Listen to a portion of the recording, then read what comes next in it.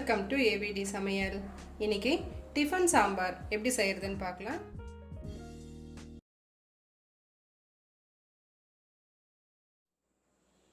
நான் இதில் 3/4 கிளாஸ் அளவுக்கு துவரம் பருப்பு எடுத்திருக்கேன்.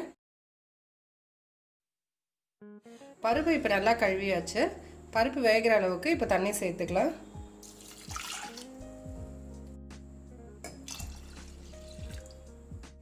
நான் இதில் 2 கிளாஸ் அளவுக்கு தண்ணி சேர்த்துருக்கேன்.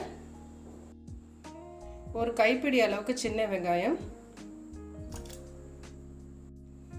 ஒரு கைப்பிடி அளவுக்கு உரிச்சி எடுத்த பூண்டு, 1/4 ஸ்பூன் மஞ்சத்தூள், இது கூட 1 டேபிள் ஸ்பூன் அளவுக்கு விளக்கெண்ணெய்,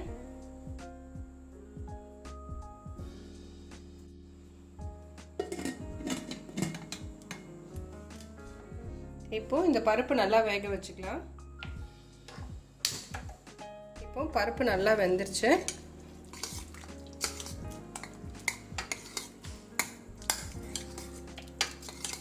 நான் இதில் ஒரு 5 விசில் விட்டு வேக வச்சுருக்கேன். உங்கள் குக்கருக்கு வந்து எத்தனை சவுண்ட் விடுவீங்களோ அந்த அளவுக்கு நீங்கள் வேக வச்சு எடுத்துக்கோங்க. நம்ம போட்டிருக்க வெங்காயம் பூண்டு வந்து எல்லாம் நல்லா மேஷ் பண்ணி விட்டுக்கலாம். இப்போது சாம்பாருக்கு தேவையான ஒரு ஸ்பெஷல் பொடியை நம்ம அரைச்சி எடுத்துக்கலாம். அதுக்கு 1/4 ஸ்பூன் கடுகு,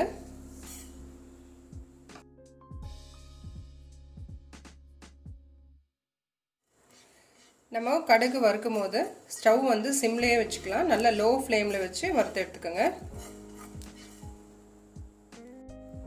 1/2 ஸ்பூன் வெந்தயம்,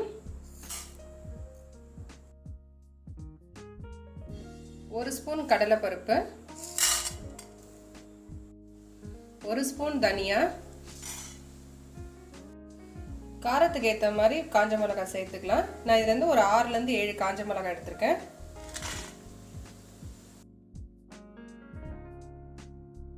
நம்ம வறுத்து வச்சுருக்க எல்லாத்தையும் இப்போ ஒரு ஜாரில் சேர்த்து அரைச்சி எடுத்துக்கலாம். இந்த அளவுக்கு ட்ரை பவுடராக அரைச்சி எடுத்துக்கலாம். பாத்திரம் நல்லா சூடானோடனே ஒரு 2 ஸ்பூன் அளவுக்கு எண்ணெய் சேர்த்துக்கலாம்.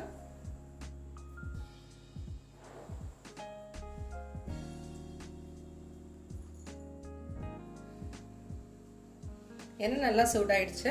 1/4 ஸ்பூன் கடுகு,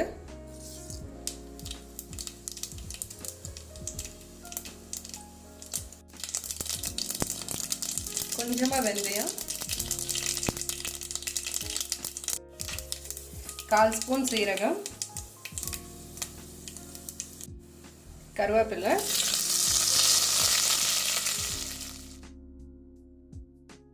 ஒரு பெரிய சைஸ் வெங்காயம் நல்லா நீட் வாக்கில் கட் பண்ணி எடுத்திருக்கேன். ஒரு மீடியம் சைஸ் தக்காளி 2 எடுத்திருக்கேன். ஃபஸ்ட்டு வெங்காயத்தை போட்டு நல்லா வதக்கிக்கலாம்.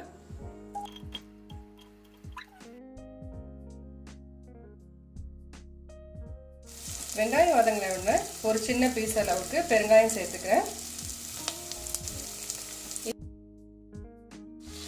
வெட்டி வச்சுருக்க 2 தக்காளியும் சேர்த்து இப்போ நல்லா வதக்கிக்கலாம். தேவைக்கு உப்பு, இதில் ஒரு 2 கிளாஸ் அளவுக்கு ஃபஸ்ட்டு தண்ணி சேர்த்துக்கலாம்.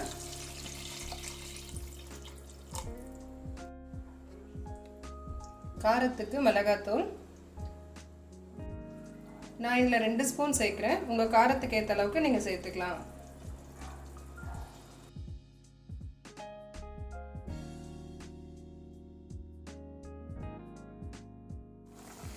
நல்லா கொதிச்ச உடனே நம்ம வேக வச்சிருக்க பருப்பு சேர்த்து நல்லா கலந்து விட்டுக்கலாம்.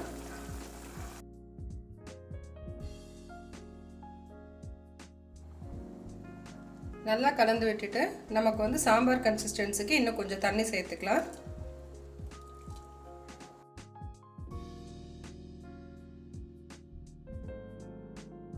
சாம்பார் வந்து எந்த அளவுக்கு தண்ணியாக இருந்தால் உங்களுக்கு பிடிக்குமோ அந்த அளவுக்கு நீங்கள் தண்ணி சேர்த்துக்கலாம். சாம்பார் நல்லா கொதிச்ச உடனே நம்ம வறுத்து பொடி பண்ணி வச்சுருக்க தூளை இதில் சேர்த்துக்கலாம்.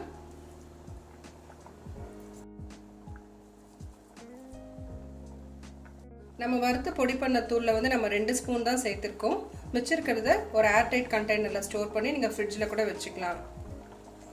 சாம்பார் நல்லா கொதிச்ச உடனே இறக்குற ஸ்டேஜில் 1 ஸ்பூன் அளவுக்கு சர்க்கரை, 2 ஸ்பூன் அளவுக்கு நெய் சேர்த்துக்கலாம். நெய் கூட வேணும், இன்னும் கூட 1 ஸ்பூன் வேணா சேர்த்துக்கலாம்.